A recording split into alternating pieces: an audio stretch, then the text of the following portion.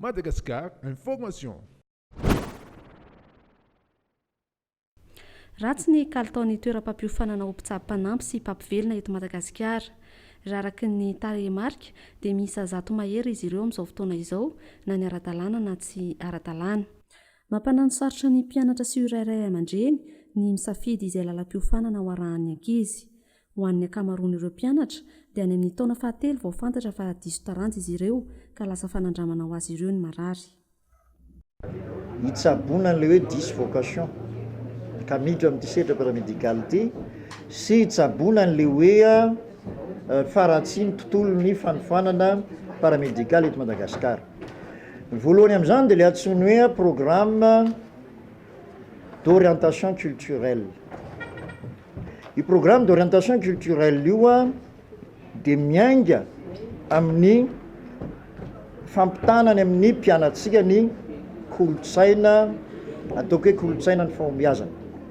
Io zany aloha no apetraka sy ny fametrahana ny mpianatra anaiky ny atao hoe fitsipifehezana ao anatin'ny sekoly ka tsy handeha andositra any amin'ny site de stage na andositra amin'ny cours de français. Tsy azo ekeny eto amin'ny fitoeram-pampiafanana ambony eto anivon'ny INSP Mady ny toe-tsaina toy izany ka antony nanaovana ezaka manokana ho an'ny fanatsarana ny kalitaom-pampianarana ho an'ny taona 2024-2025 ka isan'izany ohatra ny fampiarana programa tokana sy ny fidirana tokana ary vonona ihany koa izy ireo amin'ny fankatoavana sy ny fanatanterahana ny fanadina-panjakana izay tanterahana manerana ny nosy. Tsy hanofana olona ho mpamon'olona ny INSP Mady ka vonona izy ireo amin'ny fiantrehana ny fitsipifehezana vaovao ho an'ity taom-pianarana ity. Voalohany dia hoe redorer l'image du corps paramédical Madagascar. Izany hoe amin'izao fotoana izao dia somary efa ratsiratsy ihany ny fijery ny vahoaka an'ity atao hoe corps paramédical ity amin'izao fotoana izao no ny antony tsy fahombiazana isan-karazany. Ny faharoa dia hoe élever le niveau technique des ressources humaines paramédicales à Madagascar. Izany hoe ampiakarana ny ahavo ara-teknika ny reo hiasa eo amin'ny sehatry ny hôpitaly ka manao ny anjarany agents paramédicaux eto Madagascar.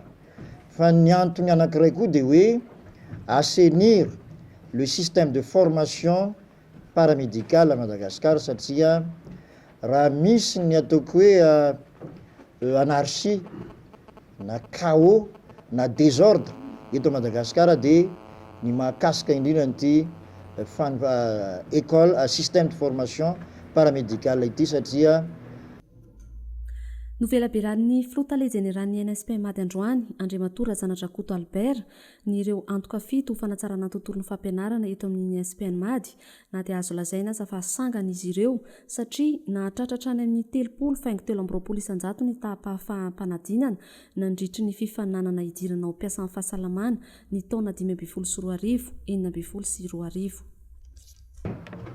Ny zavatra ny antsoina antsika mpanao gazety androany izay sorana be dehibe no ny fahatongavantsika maro dia ny famelabelarana ireo antsoina hoe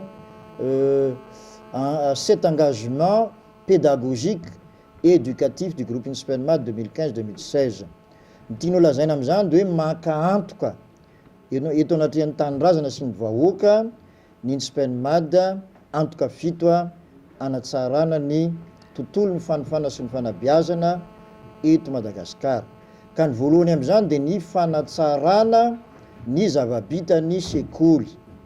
Raha tamberina kely dia hoe voalohany ny mpianatra ny sekoly tamin'ny fandraisana ny concours tao anatin'ny concours national nandraisana agents paramédicaux nikarakarain'ny ministère en santé publique sy ministère en fonction publique teo. Voalohany koa ny sekoly amin'ny maha ataoko hoe rafitra azy nahazo tany amin'ny taux de réussite 30,29% tany tamin'ny diplômé na sage-femme na infirmier teto Madagasikara. Ny faharoa nanaraka azy teo dia tany amin'ny mahery ny 100 anoany a, ary am'izao fotoana zao dia efa manerina Madagasikara ny nazo diplôma tato amin'ny sekoly tamin'ny alalan'ireny projet Pasoba irana amin'ny USAID, projet Gavia sy tia concours nikarakarainy ny ministère de santé publique de tsy vitsy koa zany nefa miparitaka eran'izao tontolo zao. Fanatsarana ny vokatra io zany no antoka voalohany ataon'ny sekoly. Ny antoka faharoa ataon'ny sekoly de hoe famolavolana programma anankiray hoentina manatsara ny fanofana sy ny fanabeazana, ohatra amin'ny fametrahana ny atao hoe plateforme de visioconférence mba ahitan'ny mpianatra ny SPENMAD rehetra ny fandehan'ny programma na de tanterana amin'ny toerana ray, ny numérisation de l'enseignement, ny mise à jour ny programme, ny famolavolana atao hoe lexique paramédical adapté aux cours théoriques et travaux pratiques. Ny fahatelo de mifananganana rafitra manatanteraka amin'izany dia ny ataoko hoe réunion des professeurs zay hitantsika ho antsika efa zokonjokony miara-mamita boky ny mpampianatra, ny conseil national scientifique des élites régionales ary ny conseil national scientifique zay anao ny validation izany. Madagascar Information.